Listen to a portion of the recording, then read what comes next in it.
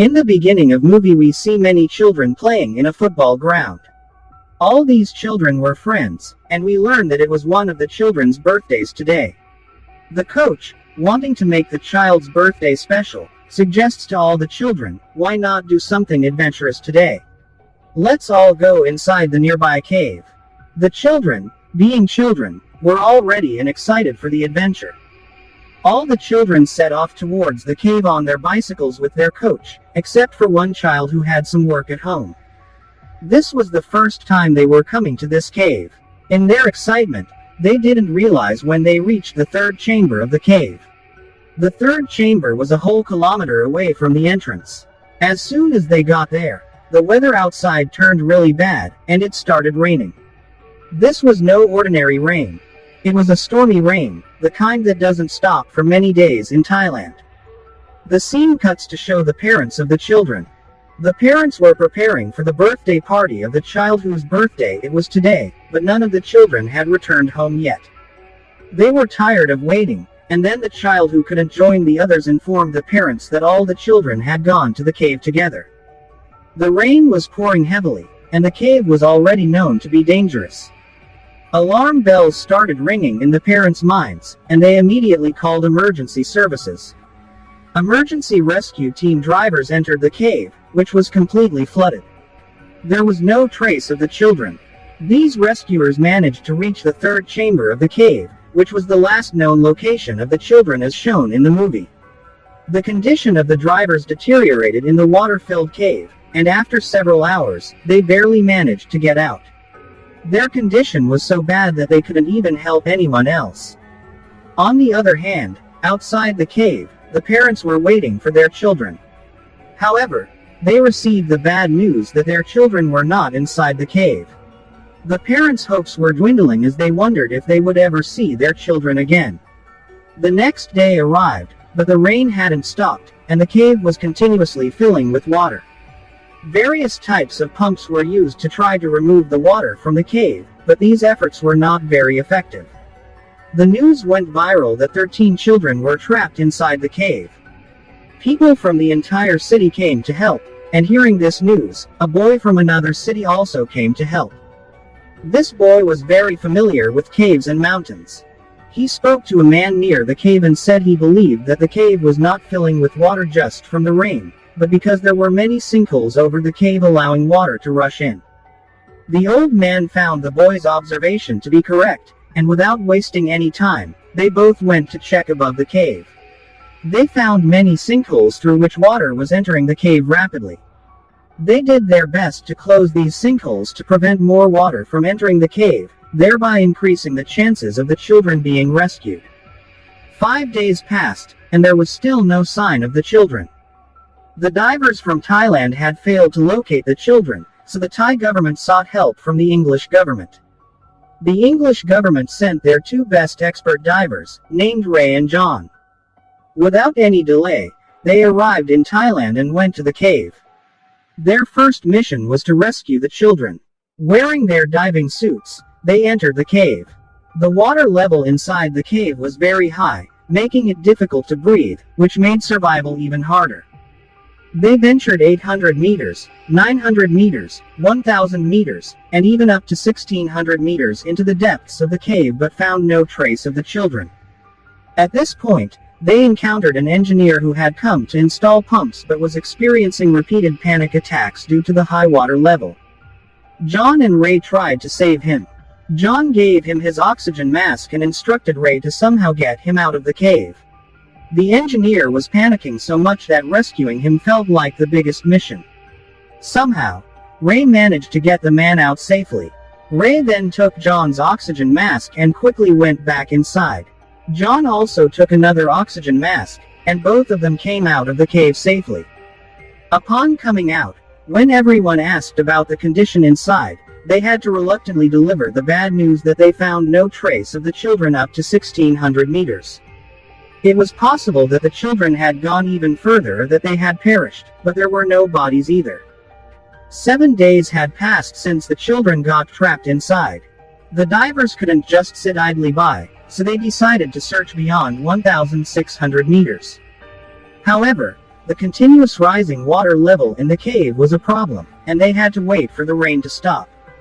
To ease their difficulty, the same boy who had previously sealed the sinkholes entered the scene. He met with the governor and suggested diverting the water flow from the cave. By diverting the water, it would flood the crops, which would be destroyed, but the chances of saving the children would increase.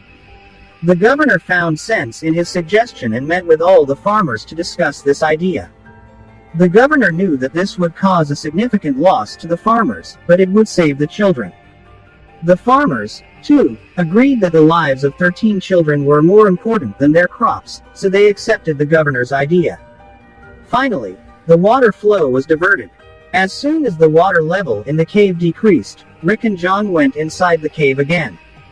This time, they traveled more than 2,200 meters, but still found no signs of the children.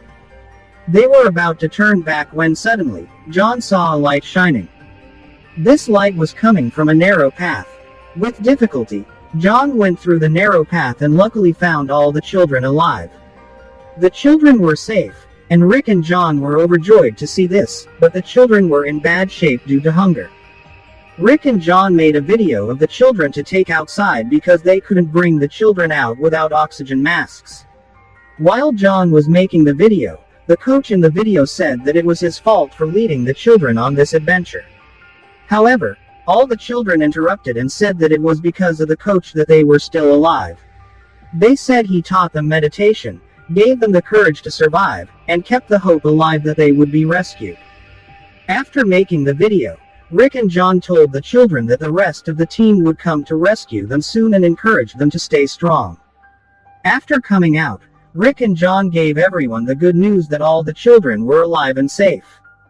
They showed the video of the children, and seeing it brought immense relief to everyone. Everyone was very happy, but Rick and John had a sense of concern. They met with the governor and explained that although the children were alive and well, rescuing them was going to be the biggest challenge. The water level at the cave entrance was very high, and if an experienced engineer panicked, these were just little children. Food and water had been delivered to the children via the rescue team. Doctors had also gone in and checked the children, but no strategy had been formulated to bring them out yet. The parents of the children were getting angry at the government, asking why their children hadn't been rescued after 12 days, but the governor had no answers for them.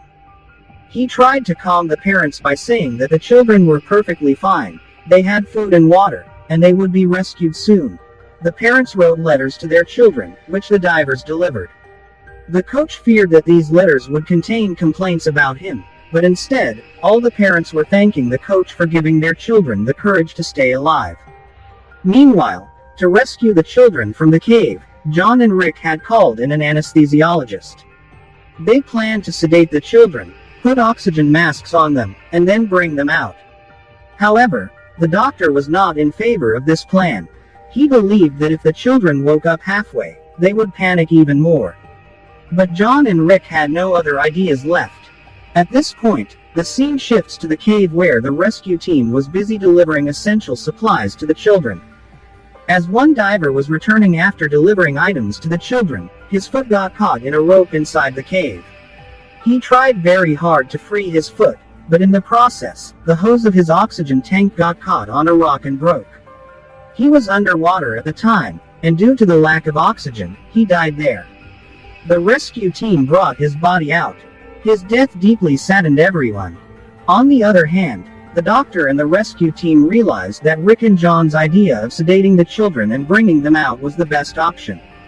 If an experienced diver could panic and die, the children, being so young, were even more vulnerable.